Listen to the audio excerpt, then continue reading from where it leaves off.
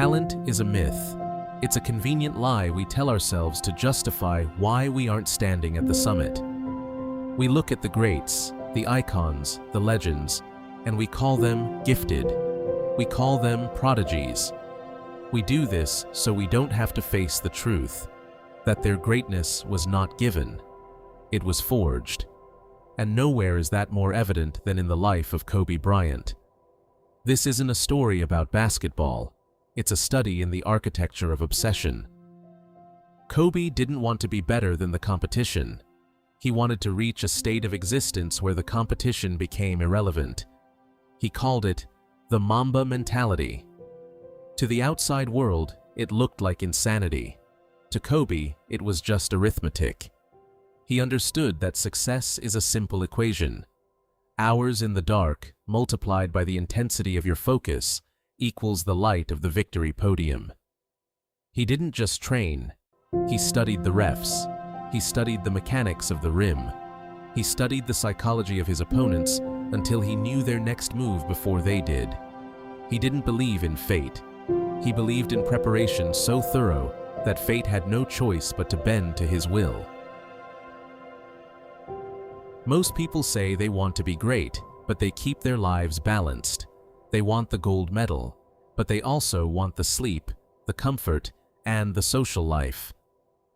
Kobe realized early that greatness is a jealous master. It demands everything. He skipped the celebrations. He missed the events. He gave up the rest. When his teammates were sleeping, he was in the gym. When they were resting on their laurels after a championship, he was already hunting the next one. He knew that rest at the end of the journey was earned, but rest in the middle was just a death sentence for your potential. The most dangerous thing you can do to a man like Kobe is beat him. When he lost, he didn't wallow. He didn't make excuses. He studied the loss like a surgeon studies an autopsy. He dismantled his own performance until he found the exact moment he failed, and then he practiced that one movement until it became a reflex. He embraced his own self-doubt. He didn't deny the fear or the pain in his knees. He took those feelings, owned them, and transformed them into the fuel that drove him through the most grueling training sessions in sports history. What time is it? Take on two! Why do we still talk about Kobe? Because he proves that the Head guard! Six kick!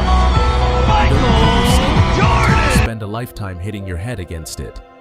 He showed us that work ethic is not a personality trait. It is a choice you make every single morning at 4 a.m. when the rest of the world is still dreaming. Greatness is not for everybody. It requires a level of hunger that borders on the irrational.